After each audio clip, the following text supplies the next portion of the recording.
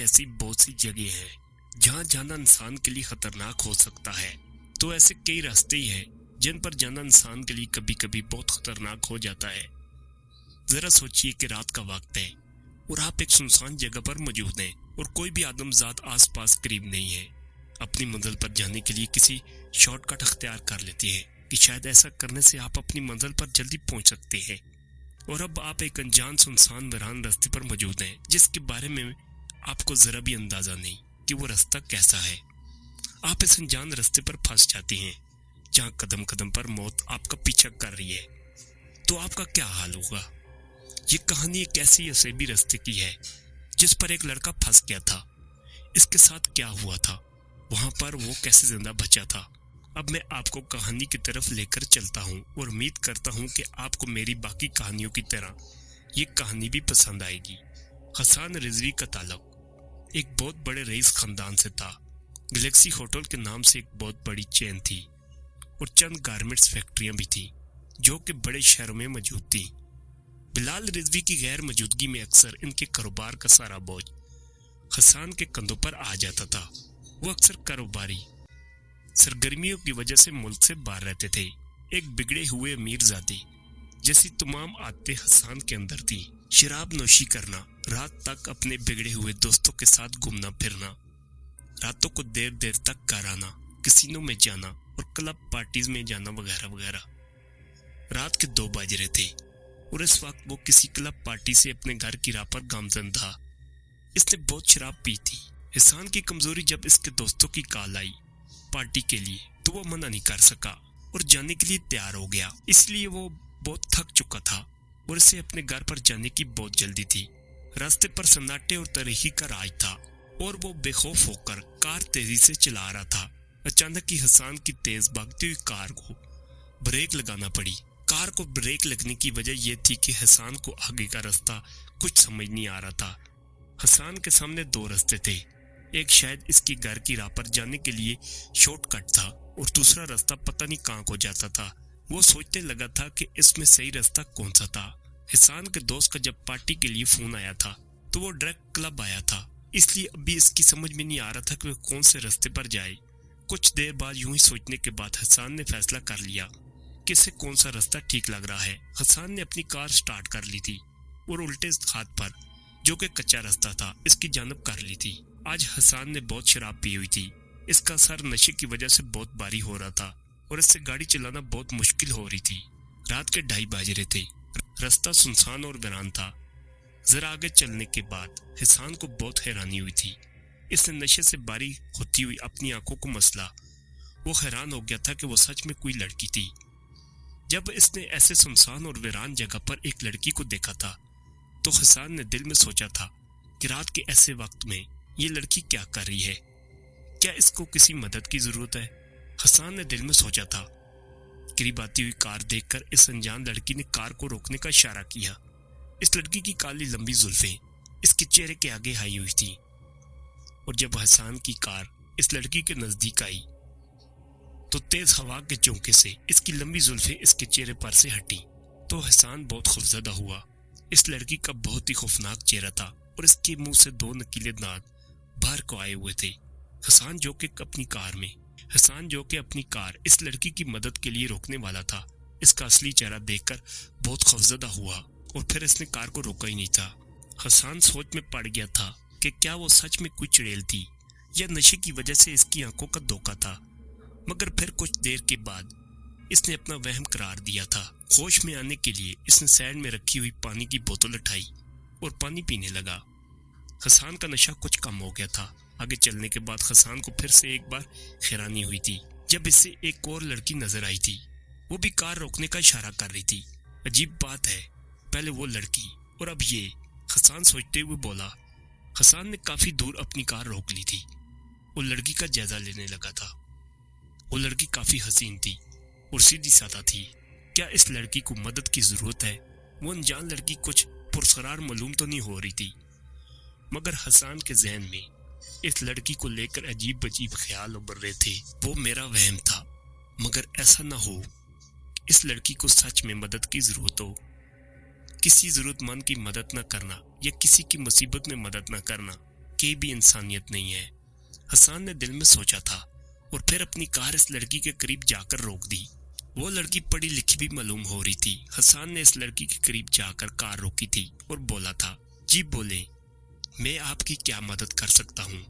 لڑکی گھوم کر حسان کی سائڈ پر آئی تھی اور بولی تھی، میں یہاں بہت دیر سے کھڑی ہوں اور ابھی تک کوئی بس نہیں آئی اور نہ ہی کوئی رکشا، پلیز کیا آپ مجھے ذرا آگے تک چھوڑ دیں گے؟ لڑکی کے بولنے کے انداز سے ایسا لگ رہا تھا کہ اسے مدد کی ضرورت تھی۔ آ جائیں، آپ کو میں آگے تک چھوڑ دوں گا۔ حسان کے بولنے پر وہ لڑکی مسکرائی تھی، حسان کی برابر والی سیٹ پر بیٹھ گئی اور بولی، آپ کا بہت بہت شکریہ میری مدد کرنے کے لیے۔ ویسے مجھے اس بات کی حیرانی ہے کہ رات کے ایسے وقت میں سنسان اور ویران راستے پر آپ اکیلی کیا کر رہی ہیں؟ دراصل میں کال سینٹر میں کام کرتی ہوں اور آج مجھ سے کمپنی کی بس مس ہو گئی، اس لیے مجبوری میں رکشے میں جانا پڑا، تو رکشا بھی آدھے راستے میں خراب ہو گیا۔ وہ تو شکر تھا کہ گھر زیادہ دور نہیں تھا، تو سوچا پیدل ہی چل لیتی ہوں۔ ذرا چلنے کے بعد پیروں نے جواب دے دیا، بس کسی رکشے یا بس کا انتظار کرنے لگی۔ میں کافی دیر سے کھڑی تھی مگر کوئی بھی نہیں آیا، اور پھر بس آپ کی کار آ گئی تو جان میں جان آ گئی میری، اور سوچا کہ شاید آپ مدد کریں گے اور آپ مان گے۔ اگر کوئی انسان کسی مصیبت میں ہے تو دوسرے انسان کا فرض ہے کہ وہ اس کی مدد کرے، اور یہ تو میرا فرض تھا۔ ہاں البتہ کبھی کبھی انسان کی بلائی اس سے مہنگی پڑ جاتی ہے۔ ویسے آپ کہاں جا رہے ہیں؟ میں اپنے گھر جا رہا ہوں، کئی دنوں سے دوستوں سے ملا نہیں تھا، اس لیے دوستوں نے پارٹی کے لیے بلایا تھا، اس لیے وہیں دیر ہو گئی۔ لڑکی کے پوچھنے پر حسان نے جواب دیا تھا، ویسے مجھے بہت حیرانی ہے۔ کس لیے؟ اس انجان لڑکی کے بولنے پر حسان نے پوچھا تھا۔ یہی کہ آپ نے مجھے انجان لڑکی کی مدد کی، مجھ پر یقین کیا اور مجھے اپنی کار میں بٹھا لیا۔ آپ نے ذرا بھی یہ نہیں سوچا کہ ایک سنسان اور ویران جگہ پر ایک لڑکی کا ہونا حیران کن ہے۔ اگر میں کوئی فراڈ لڑکی ہوتی اور آپ کو جان سے مار کے لوٹ مار کر کے چلی جاتی تو ذرا بھی ڈر نہیں لگا آپ کو؟ لڑکی کے بولنے پر حسان مسکرایا تھا اور بولا تھا، سچ کہوں تو آپ کو ایسے اکیلا دیکھ کر میں بہت حیران ہوا تھا اور ذہن میں یہی خیال آ رہے تھے، مگر پھر سوچا کہ شاید سچ میں آپ کو مدد کی ضرورت ہے، اور اگر ان سب خیالات کی بنا پر آپ کی مدد نہ کرتا تو یہ غلط ہوتا۔ چلو یہ تو اتفاق تھا کہ تم نے مدد کی، مگر آئندہ اگر کبھی تم نے ایسا کیا تو سوچ لینا کہ کسی بہت بڑی مصیبت میں بھی آ سکتے ہو، جیسے اب تم مصیبت میں آ گئے ہو۔ آپ کے بولنے کا مطلب کیا ہے؟ میں کچھ سمجھا نہیں۔ میرا مطلب صاف ہے کہ اگلی بار کسی کی مدد کرنے کے لیے تم زندہ نہیں بچو گے۔ حسان کے پوچھنے پر اس لڑکی نے پرسرار انداز میں جواب دیا تھا، اور پھر اس لڑکی کی شکل تبدیل ہونا شروع ہو گئی۔ اس کے چہرے پر بہت ساری جھریاں نمودار ہو گئی اور آنکھوں کے دیدے بھی غائب ہو گئے، منہ سے 2 دانت باہر کو نکلے ہوئے تھے۔ حسان کے دیکھتے ہی دیکھتے وہ حسین لڑکی ایک چڑیل بن گئی تھی۔ حسان بہت خوفزدہ ہوا تھا، اس کے چہرے کا رنگ پھک ہو گیا تھا، دہشت کے مارے وہ تھر تھر کانپنے لگا۔ اس سے پہلے کہ وہ خوفناک چڑیل آگے کی کارروائی سر انجام دیتی، حسان نے کار کو بریک لگا دی اور کار سے نکل کر اپنی پوری رفتار کے ساتھ بھاگنے لگا۔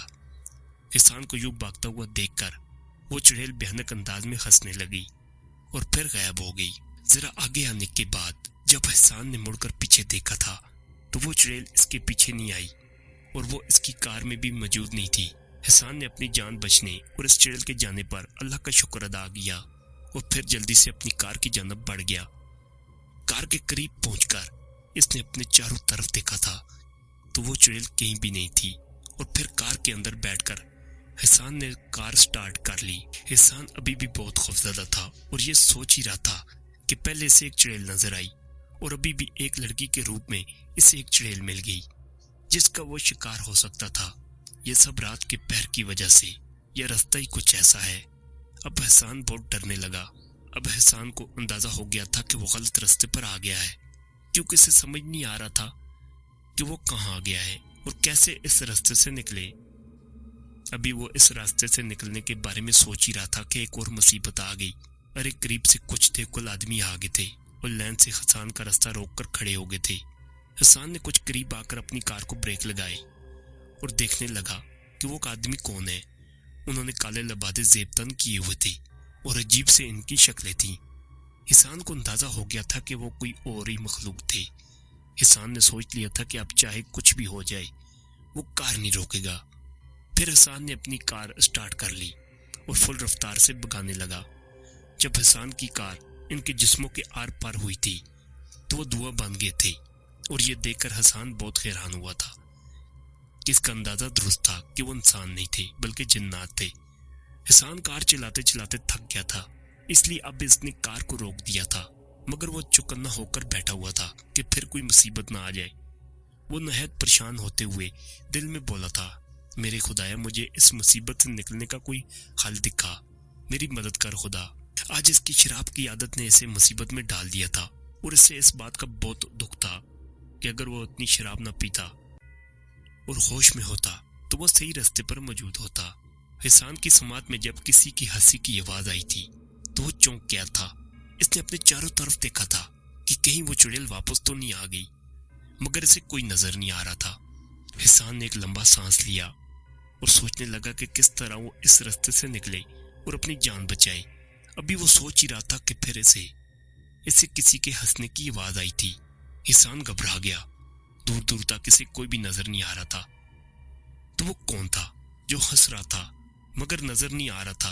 और अब वो हंसी एक भारी भरकम मर्दाना आवाज में बदल गई, जैसे कोई देखोल आदमी खौफनाक कह के लगा रहा हो। और फिर इसे कुछ देर बाद ही वो एक आवाज कई आवाजों में तब्दील हो गई और बहुत तेज भी हो गई। वो भयानक आवाजें इतनी तेज हो गई कि हसन से अब इन आवाजों का सुनना बर्दाश्त नहीं हो रहा था, जिससे बचने के लिए हसन ने अपने कानों में हाथ रख लिए। हसन से अब बर्दाश्त नहीं हो रहा था। वो आवाजें इतनी तेज थी कि हसन के कान के पर्दे भी फट सकते थे। हसन से अब मजीद इन आवाजों का सुनना बर्दाश्त नहीं हो रहा था। छोड़ दो मुझे, जाने दो, क्या बिगाड़ा है मैंने? वो जोर जोर से ऐसे चीख चीख कर बोलते हुए अपनी कार से बाहर आ गया और कानों पर हाथ रखकर भागने लगा। और इसी दौरान वो एक अनजान बुजुर्ग से टकराया जिनके चेहरे पर काफी नूर था और इनकी सफेद लंबी दाढ़ी और बाल थे। इन आवाजों का आना भी बंद हो गया था। हसन इन बुजुर्ग के पैरों में गिर गया था और रोते हुए बोला कि मुझे जाने दो, छोड़ दो। इस बुजुर्ग ने हसन को अपने पैरों से उठाया और शफकत से इसके सर पर हाथ फेरते हुए बोला, घबराओ मत बेटा। हसन को यकीन नहीं हो रहा था कि इसके सामने जो बुजुर्ग खड़ा था सच में वो कोई नेक बुजुर्ग था या वो भी कोई शैतानी जिन्नात था। शायद तुम भी और लोगों की तरह इस रास्ते पे फंस गए हो। इस बुजुर्ग ने हसन के कंधों पर थपकी देते हुए कहा, यह रास्ता कोई आम रास्ता नहीं बल्कि एक असेबी रास्ता है और इस रास्ते पर आने वाले को इस रास्ते के जिन्नात बहुत तंग करते हैं। अब हसन को यकीन हो गया था कि वो खुदा का ही कोई नेक बंदा था। तो मैं इस रास्ते से कैसे बाहर निकल सकता हूँ? मैं कैसे अपनी जान बचाऊं? तुम कुरानी याद का व्यर्थ करो और उस टाइम तक करते रहो जब तक तुम इस रास्ते की हद से बाहर न निकल जाओ। कुछ आगे जाने के बाद एक रास्ता आता है जिसके उल्टे हाथ पर एक कट निकलता है। इस कट से सीधे हाथ पर मुड़ जाना, वहां पहुंचकर ही तुम्हें ठीक रास्ते का अंदाजा हो जाएगा। और जब तक इस रास्ते से बाहर निकल नहीं जाते कुरानी याद का व्यर्थ करते रहना। ये जिन्नात तुम्हारा कुछ नहीं बिगाड़ सकेंगे।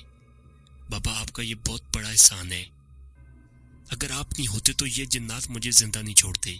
हसन उनके गले लगकर बोला था, अब देर मत करो, इससे पहले कि कोई और मुसीबत आए, और अब कभी भी इस रास्ते का रुख नहीं करना। बुजुर्ग की नसीहत पर हसन ने इस बात में सर हिलाया और फिर अपनी कार की जानब बढ़ गया। और इस तरह बुजुर्ग की हिदायत पर अमल करके हसन इस हसेबी रास्ते से बचकर निकलने में कामयाब हो गया। और इस कहानी के बारे में लाजमी बताइएगा कमेंट में। और आपको मेरी ये कहानी पसंद आई या नहीं, कमेंट में इसका इज़हार जरूर कीजिएगा। तब के लिए खुदा हाफिज। फिर मिलते हैं एक नई कहानी लेकर।